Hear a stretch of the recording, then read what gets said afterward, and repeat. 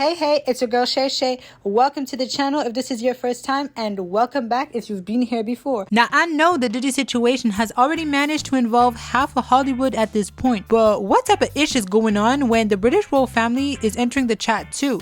Because when I open social media and saw people talking about Sarah Ferguson in connection with all this mess, I genuinely thought somebody made an AI headline. I'm not gonna lie to you. And the internet has been absolutely eating it up because why did I see somebody say Sarah Ferguson has a funky taste in men and immediately bring up her ex-husband? But apparently a royal biography has social media spiraling right now. People are bringing up old celebrity party culture, elite social circles, yacht rumors, all types of mess, and somehow Diddy's name ended up in the middle of it again.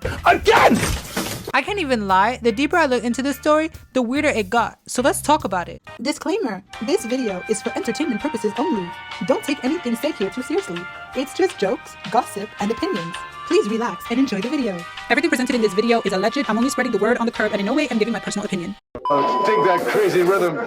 This entire conversation explodes from Andrew Loney's royal biography entitled, which revisits Sarah Ferguson's life after her time as a working royal and focuses heavily on the kind of elite social spaces she stayed connected to in that time. The reason her name is back trending is because a claim circulates from the book that placed her in overlapping high society environments during the early 2000s, specifically spaces where wealthy financiers, celebrities, and political figures were all moving in the same circle. And this is where the Diddy connection enters the picture. According to excerpts being widely shared from the biography, Ferguson is said to have met Sean Diddy Combs in the early 2000s through elite social events linked to high-profile networks in London and the US. The book describes this period as one where celebrity culture and ultra-wealthy social circles were heavily intertwined, especially through private parties, luxury events, and invitation-only gatherings. From there, the allegations being discussed online suggest the two maintained some level of social familiarity over the years, with references to meetings happening in private, high-end settings rather than public-facing appearances, and that these are not framed as formal public relationships, but as part of a wider pattern of overlapping elite social connections that the book repeatedly highlights. What has become very interesting for a lot of people also is when you consider allegedly the people that Sarah Ferguson tends to be around, you see that there is a pattern that starts to form, and we will get into some of the other allegations surrounding her, but people are taking note and saying that, you know what, there is a pattern that is forming. As you can imagine, all this resurfaces as soon as the name Diddy is involved. Well, isn't this interesting? I've come to the conclusion that Fergie is everything that they were saying Meghan is and was. Because what do you mean, allegedly, she was friends with benefits with this guy?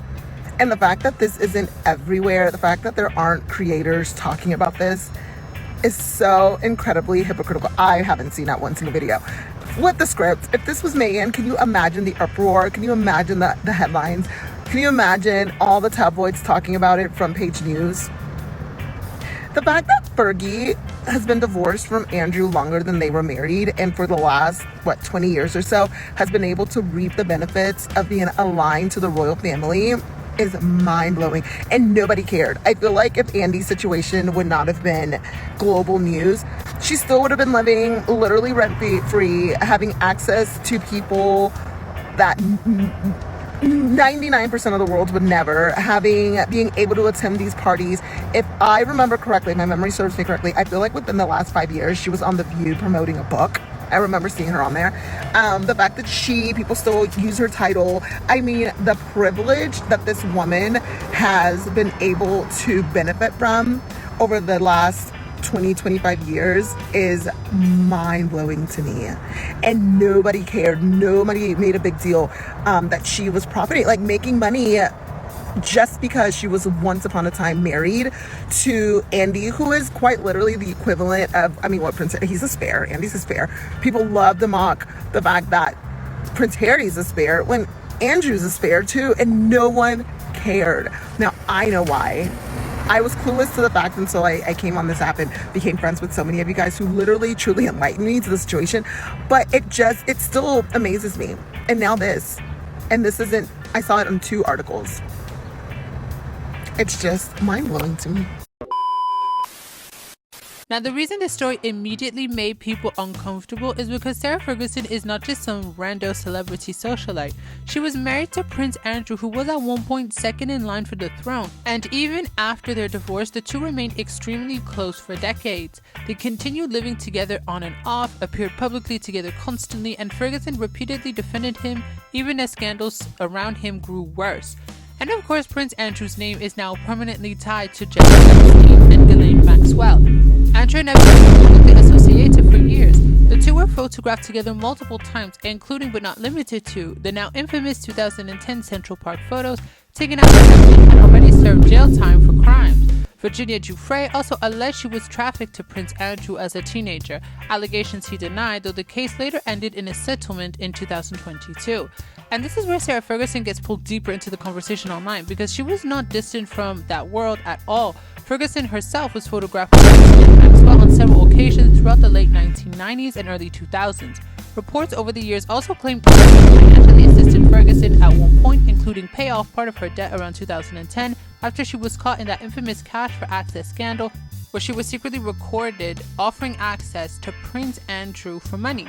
So once people saw her name now being linked to Diddy rumors too, social media basically reacted like, not another wealthy controversial circle. Girl, what are you doing? Because to the public, these stories no longer feel isolated. People see the same names, the same social environments, the same billionaires, same celebrity networks constantly overlapping. And when you add to that the fact that Ferguson stayed publicly loyal to Andrew for years, even after the scandal exploded, it made people look at this entire situation in a much darker way, if that's even possible. That's why the reactions online have been so intense. To a lot of people, this stopped being random gossip the second that Prince Andrew and entered the chat. And honestly, the reason this story exploded so fast is because people no longer see these celebrity and royal scandals as isolated incidents anymore. The second Sarah Ferguson's name got linked to Diddy discourse, people immediately started connecting it to Prince Andrew, Ghislaine Maxwell, billionaire party culture, all of it to the public. It starts looking like the same wealthy social circles appearing over and over again in different scandals. That's why the reaction online were so intense. People weren't just shocked by the rumor itself, they were shocked by how believable these overlaps now feel to them. Because if we're being honest, years ago, these stories about celebrities and royals and all of that partying on yachts all sounded great, glamorous, but now people look back on these events and think, maybe something seedy was going on, because it seems like a lot of these people that we used to hear about, whether they be royals or celebrities, it's like their name keeps getting linked to these nefarious activities. And we're looking back at all these situations in the past thinking, what was going on here? Who was also on this boat? Where were you going to? Who were you with? What did you know? And obviously we've seen a lot of the names in this story have, in the public image at least, allegedly, have been to some extent tarnished. We're talking about Diddy, we're talking about Sarah Ferguson, we're talking about Prince Andrew. A lot of these people did have very high standings in society back in the day, but now, as we can see, that their reputation has really gone down for obvious reasons. Allegedly. Please leave all your thoughts and opinions down in the comment section down below, and leave a like if you've enjoyed this content so far. If you haven't done so already, please subscribe to the channel, and I will catch you all in the next video. Thank you so much for watching. Shay out.